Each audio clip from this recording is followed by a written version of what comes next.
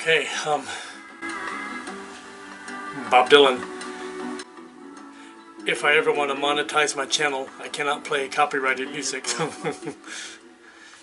Hey, I'm just now back on the boat. Today is Wednesday, April 19, and I just got back, and the boat looks okay. I mean, no issues. I find that I'm not getting any tasks completed while I'm up in Georgia at all. I mean, so everything except laundry. I have a clean laundry here, and I've already wiped down the boat. The only problem I had today when I got back, and I knew I was going to have the problem, a little bit of dirt on my floor, is I had left the refrigerator door shut, and I had unplugged it because I had intended to take all the food with me, and I had actually left some food in the fridge. So that's kind of the worst case triple whammy, right? I mean, it's okay to leave food in the fridge when the fridge is running. It might still spoil. You might still throw it away. And it's okay to unplug the fridge, you know. But if you're going to unplug the fridge, it's got to be empty of perishable foods, and you need to really block the door open, because if you leave a refrigerator open, if you leave your refrigerator turned off, you know, for a week, and you leave the door closed, you know, it's cold in there, and that cold, you know, the cold coils around the freezer are going to collect moisture, and it's going to stay wet and closed up and dark for the entire week in a hot environment. And oh my God, I had a lot of mildew and stuff in there, so it's pretty gross. And so I threw away the food, of course, that I left in there, and everything is fine now. But that's the first task I had. I see the boat itself is actually quite clean. Oh my goodness. Yeah, the boat is actually pretty clean because Pedro says it rained a lot this past week, so the boat has been cleaned by nature. And I'm going to take the boat out tomorrow. I've got high tide at this time tomorrow. I'm too tired to go now. If I was more motivated, I might try it, but I am pretty sleepy. So I'm going to take a nap, then I'm going to do all the engine PMs. So today I'm going to take a nap, is what I'm going to do first. And I'm going to do some minor tasks, and I'm going to do my engine PMs today. And then tomorrow at high tide, I'll back out of here, and I'm just going to go about a mile away to anchor in a spot I've anchored before, or possibly go down the Intracoastal about 10 miles and anchor there for a night or two, probably 2 nights, come back here Saturday morning, again at high tide, and then, you know, that'll pretty much be it for my week. So not a heck of a lot of project work I'm going to do this week. I really just need to get out in the boat, away from the dock, you know, and you know that feeling of leaving the dock and being an anchor where, you know, run around naked if you want to, you know, and that freedom, you know, that's what I think most people go for, that feeling of getting away, you know, turning off your phone, being separated from Wi-Fi, God forbid, for a couple days is just what I really need now. So I'm looking forward to that. I'm just not ready to do it today. If high tide was this afternoon, I would go tonight, but I need high tide to come and go. Better on a rising tide, right? You know, so in case you get stuck, you'll float off. But it's high tide right this minute, so tide's already going down. That's a bad practice, because at this dock, right behind the boat, when I was coming in for the first time, I got stuck right there, right behind the boat. I hit the bottom, and I was like 10 feet from the dock, and I had to use all the massive 50 horsepower to plow my way through the mud. But it was okay. Pretty shallow out there too. I mean, so I really do need high tide to come and go. I made my first cut on the old hose, and that's the hose that goes all the way back, and it had to come from that bilge pump there. Disconnected that, made sure the new hose up here fits it correctly, because you just never know. Now it's a matter of wrestling the other hose out, the old hose out, and get the new one in. And the hardest part is when I'm going over here under the fuel tank, by the edge of the fuel tank. That's a pretty tight squeeze down there. So that's why you definitely have to get the old one out before you can even think about putting the new one in. Okay, well, so far so good. Excuse me, I've got the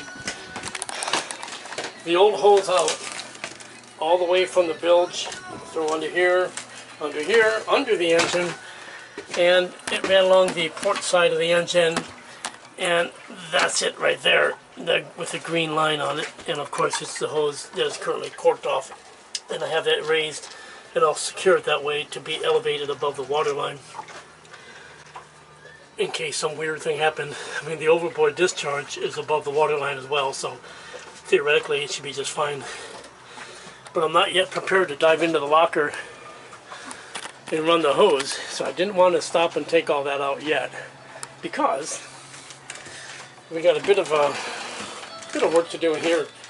And if I hadn't delayed so long, I would have remembered this. But the bottom line is, most of the hoses run outboard of this bulkhead here. You see it's a double layer, 2 layers of 3/4 inch plywood, which makes it 1.5 inch thick wood, covered by fiberglass sheeting. And you can see all the hoses run like that. But there's not enough room in that hole. Between this opening and the water tank, there is just not enough room to squeeze this extra hose, which is right here. So that hose won't fit through there. And you're thinking, well, how can it not just go where the other one was? Well, the other hose ran under here. It ran under that box of cleaning gear, under the groceries, and it went up here, and then it went outside of the fuel tank. So the bottom line is, I need to cut a bigger hole. I can either just make this hole a little bigger, get my, oh my goodness, I think I can just take that hole and move it in about 1 inch and just cut a notch out. And that's a bit of work. Or I can get my hole cutter and just drill like 1.5 inch hole here, a little further in. And I think structurally that would be fine. So old Captain Russ here is going to have to think about what to do. And, it's still early in the day. It's only 11:30 in the morning. And I do want to go for an exercise run in a couple hours, so I want to kind of be quick about this, and that's why I stopped where I did in case I don't advance past today. Because once I go for a run, then I'm pretty much wasted for the day, and I don't do much else. So it's worth it to take 10 minutes off and think. Home to the best sunset view in all of Key West, Florida. Well, I decided to go with a hole. So this is my 1.5 inch hole cutter. The pilot drill is really quite dull. So I had to drill the pilot hole with a different drill, about the same size. That's what you get for cheap-ass pieces of kit. Now let's see if I can get this thing.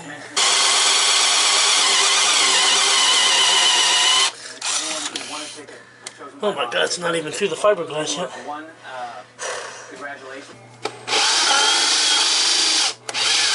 Okay, get out of there. Okay. Okay, that was not all that fun. And this baby is hot, so the drill's still working. I'm gonna vacuum up, then we'll be ready to run this hose, which tells me a vacuum in here, clean up in here, get the hose started, and then I'm going to have to go out here, clean out that whole locker, and make the jump. Yeah, so I got the plugs out, and I noticed that I just barely missed drilling into a nail. Never would have seen it in a million years, because it was sheathed over by plywood or by a fiberglass, so you never would have seen it. Whew, sometimes better to be lucky than good, huh?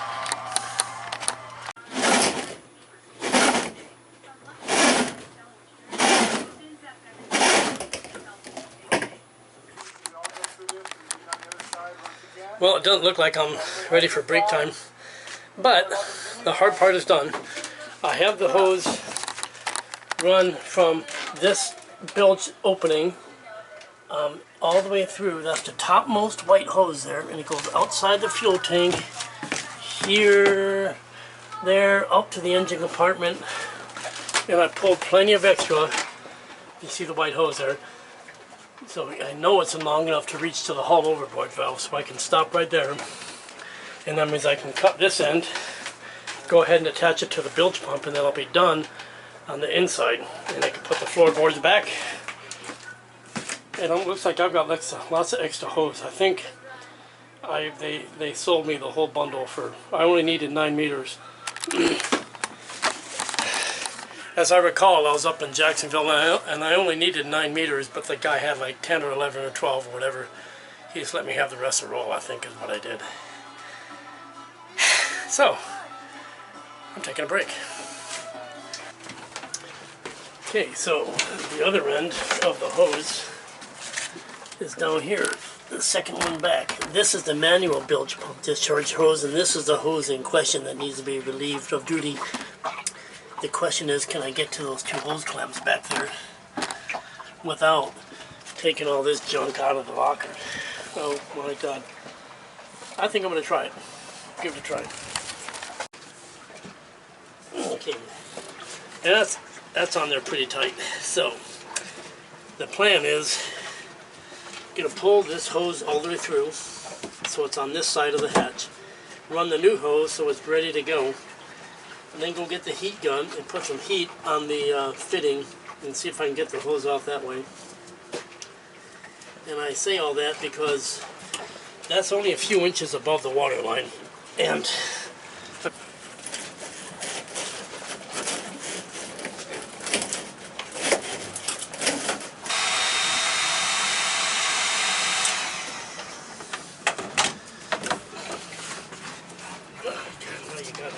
get in there.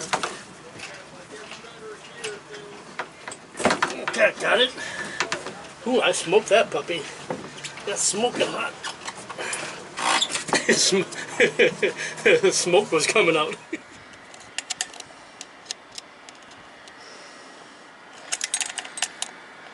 Okay, this is going to replace this one, which broke when Ken jibed me. Whatever, I don't know if there's any recovery of that. I'll try though. I'll try. I'm not gonna get the old U-boat off of there, and it's too tight. I can't budge it.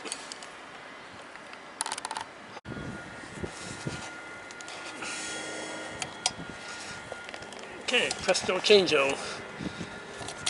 Got the new block, 70 bucks in place. When the wind is not so great, I'll come back up here and I'm going to hoist the main. But today it's blowing from that direction.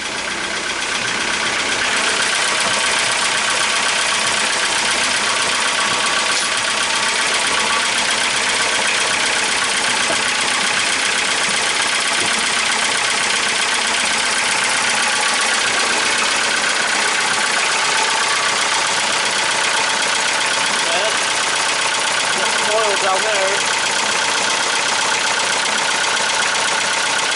I think it's leaking right here.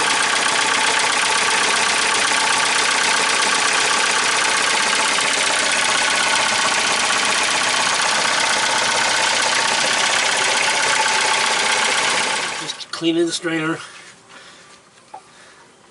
Cam's off, hand tight, maybe because I greased the living shit out of it last time. And yes, I have the seatcock valve closed, so we'll set that aside. And water's still coming out, so what does that tell you?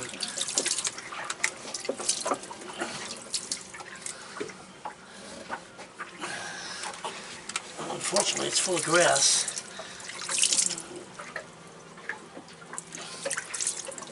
There you go. Not bad, really. Got some grass in here. Got some grass, which I will dump out right here in the cockpit, and I'll do that cleanup job later. I want to get this put back in quickly before I flood my boat. It looks like the seatcock valve must be leaking a little bit, so I'm going to be pretty quick about putting this back up. And except I lost the cap. And it's not bad that I'm leaking a little bit, because I want to get it kind of flushed out. But we're going to start the engine in just a second here. Okay, now the flooding is stopped.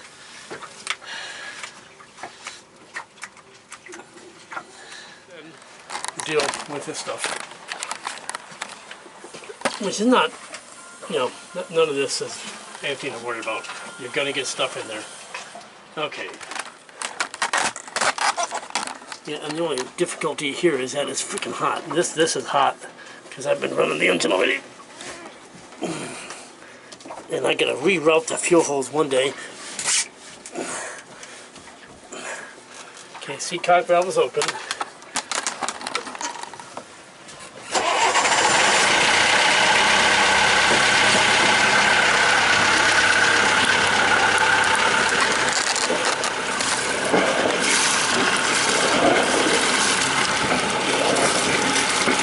I think that's a good test.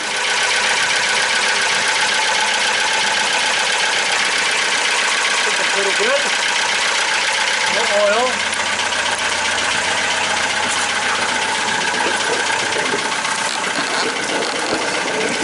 So look closely. Nice and clean, nothing but water. When I get to full load, you'll see a lot of smoke and unburned fuel. Still going ahead full. Well, not full. Still looking pretty good. Looking pretty good down there.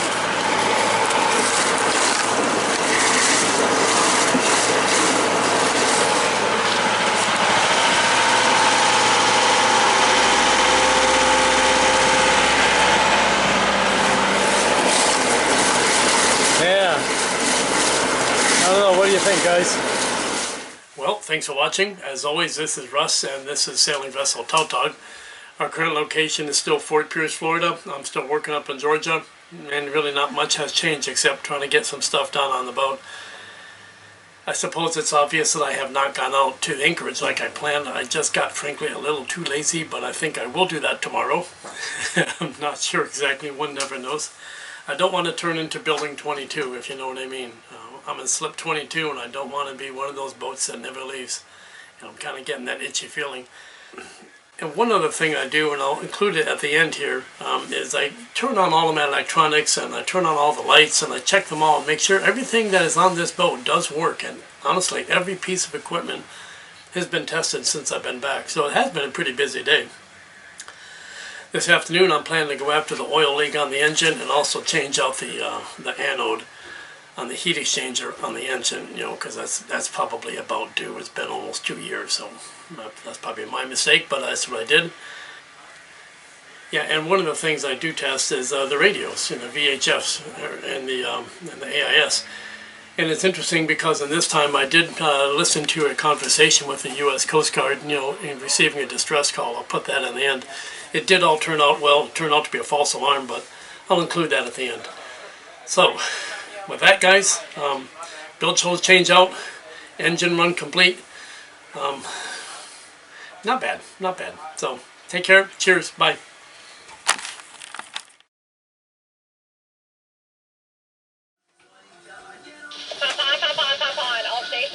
All stations. This is United States Coast Guard, Dr. Miami, Florida. United States Coast Guard, Dr. Miami, Florida. United States Coast Guard, Dr. Miami, Florida. Break. 1904, coordinating universal time. 1504 local. The Coast Guard received a digital selective call without a vessel name or known distress in position 26, typing 42, decimal 9350 north, 080, typing 02, decimal 7460 west. All mariners who heard the distress call are requested to contact the Coast Guard with their position at the time the call was heard. Signed, Commander, United States Coast Guard, 7 Florida, break. This is United States Coast Guard, 7 Florida, out. Yeah, that's not good. Don't ever want to be in distress. Sounds as though somebody probably actuated the distress button on the radio, which broadcasts their exact location, but they're unable to contact the vessel by voice. Go ahead. So I can hear the Coast Guard, but I can't hear the other vessel. Roger, Captain, go ahead. Rising sun in the vicinity of Peanut Island. Vessel of Rising Sun in the vicinity of Peanut Island. This is the Coast Guard on channel 16. Well, shit, that's inside the Intracoastal. Peanut Island is down here in Lake Worth.